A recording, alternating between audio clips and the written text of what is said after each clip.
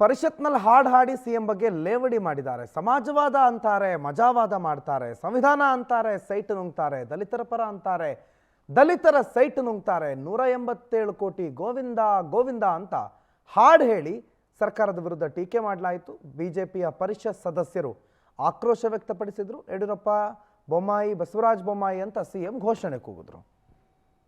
ಈ ಒಂದು ಹಿಂದುಳಿದ ಕಾರ್ಮಿಕರಿಗೆ ಅನುಕೂಲ ಆಗ್ತಕ್ಕಂಥ ಬಿಲ್ ಇದೆ. ಇದು ವಿಶೇಷವಾಗಿ ನಾವು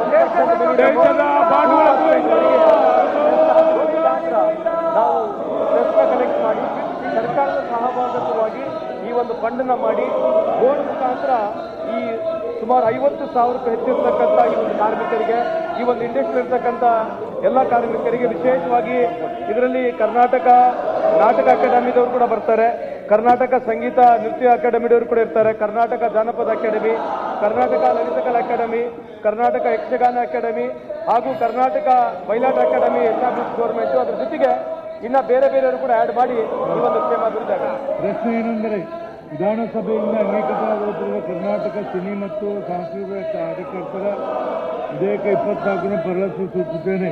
ಪ್ರಸ್ತಾವದ ಪರವಾಗಿರುವ ಅವಧಿಸಬೇಕು, ವಿರೋಧವಾಗಿರುವ ಇಲ್ಲ ಸೂಚಿಸಬೇಕು.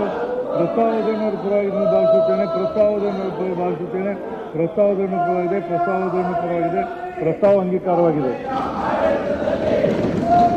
ಪ್ರಸ್ತಾವವನ್ನು ಪರವಾಗಿದೆ ಎಂದು ಭಾವಿಸುತ್ತೇನೆ, ಪ್ರಸ್ತಾವವನ್ನು ಪರವಾಗಿದೆ, ಪ್ರಸ್ತಾವವನ್ನು ಪರವಾಗಿದೆ, ಪ್ರಸ್ತಾವ ಅಂಗೀಕಾರವಾಗಿದೆ. 2 ರಿಂದ 23 ಖಂಡವನ್ನು ವಿಧೇಯಕ ಸೇರಿಸಲಾಗಿದೆ. ಪ್ರಶ್ನೆ ಎಂದರೆ, ಮೊದಲನೇ ಖಂಡ ಪೀಠಿಕೆ ಮತ್ತು ಸಿದ್ಧ ವಿಧೇಯಕದ ಭಾಗವಾಗಿ ಸಭೆ ಮಾಡುವ ವಿಷಯ. ಪ್ರಸ್ತಾವಗಳ ಪರವಾಗಿರುವ ಹೌದನ್ನು ಸೂಚಿಸಬೇಕು, ಪ್ರಸ್ತಾವ ವಿರುದ್ಧವಾಗಿ ಇಲ್ಲ ಸೂಚಿಸಬೇಕು. ಪ್ರಸ್ತಾವವನ್ನು ಪರವಾಗಿ ಭಾವಿಸುತ್ತೇನೆ, ಪ್ರಸ್ತಾವವನ್ನು